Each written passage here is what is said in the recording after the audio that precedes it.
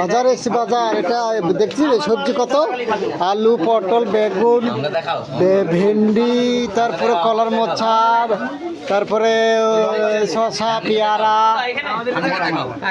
তারপরে পেঁয়াজ, তারপরে কলা, তারপরে আলু, তারপরে এটা কি টমেটো,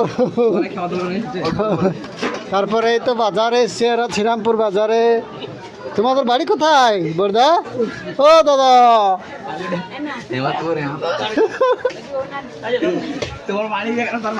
বাড়ি কোথায়?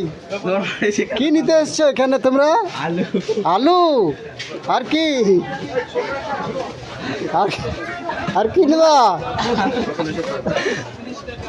বলো? এটা আমাদের এই বর্দা, মানে ওর কাছ থেকে আমরা বাজার করি।